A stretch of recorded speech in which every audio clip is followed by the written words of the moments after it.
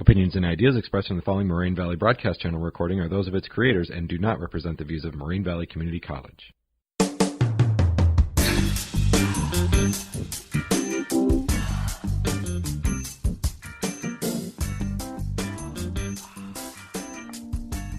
Hi, and welcome back to another episode of Hamilton Trash.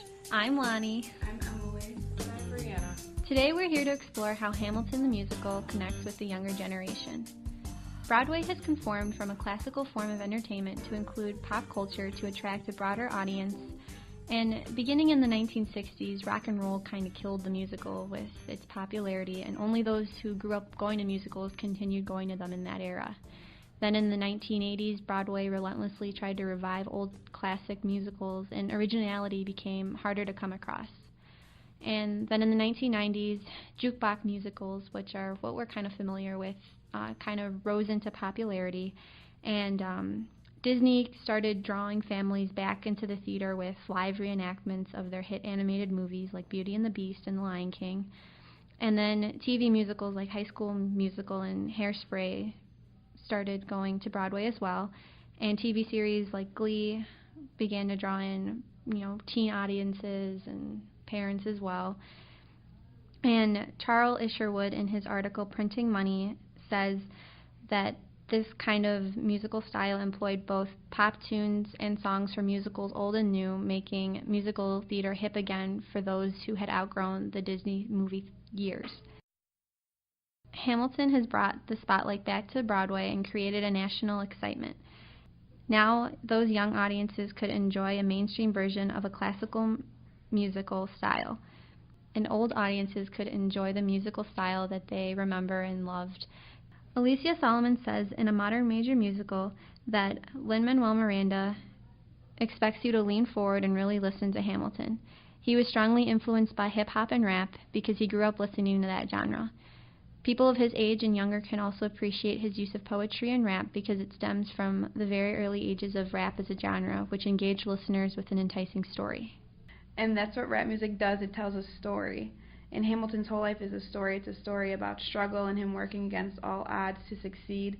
That speaks to many people today because they see him and want to work towards that ambition. We see Hamilton's struggle in as early as the very first song when he talks about his father leaving him and his mother dying in front of him and his cousin committing suicide. Hearing all this helps us make an emotional connection with Hamilton, and we realize that he deals with the same things that we deal with, and it makes us interested in him as a person and not just an idea of someone who made our country. He had a life other than what he did for the country. Miranda did grow up listening to the music that we listen to today, and we feel that when we listen to the soundtrack of Hamilton. Miranda's mentality as someone from the current generation allows him to write about the characters in a sense of who they would be today. In an interview with the Rolling Stones, Miranda said, "I was thinking in terms of voices and not in terms of people who look like the Founding Fathers." And that's what Miranda did. He put in a bunch of references to people we know like Beyonce or Jay-Z, and that allows us to connect our current time to history. In an article, Kendra James refers to the music of Hamilton with the kinds of rhythm I distinctly remember kids beating out on tables in my high school cafeteria. And that's what Hamilton does. It allows us to connect 1776 to our high school cafeterias. And it allows us to connect ourselves to history and put ourselves in history. And going off of what you said about rap, Jim Cullen, an 11th grade history teacher, said that once he brought Hamilton into the classroom, the students were engaged and singing the Hamilton songs just as if they would with the newest release from Drake or whoever it is. It really helps relate to their personal interests.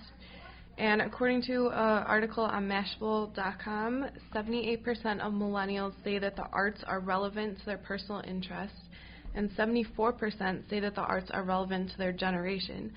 Music allows everyone to cross cultural barriers and connect people in different ways. Specifically with the millennial generation, they grew up on music, so each millennial can find a way to connect to it one way or another. Music is also very powerful in the classroom because it's a tool that stimulates social interaction, and when you take something like a history topic that you're trying to teach and add music in there, It really helps create a deeper processing and get students engaged in the process of it. An 11th grade U.S. history teacher named Andrea Moverman played tracks to assist in teaching the Revolutionary War and reported that students were more excited and engaged in the process when she added the music in. And a student said that the musical aspect made it a lot more fun and easier to learn about Hamilton, therefore creating more of an interest in the class in general.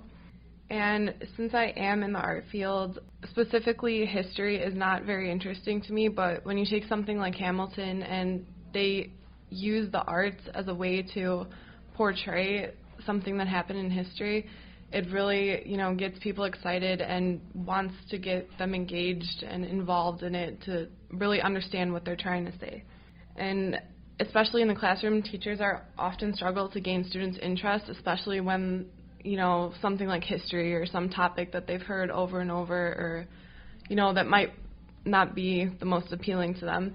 When you add music in, it really helps them, make a connection to understand the material and to be engaged in the classroom.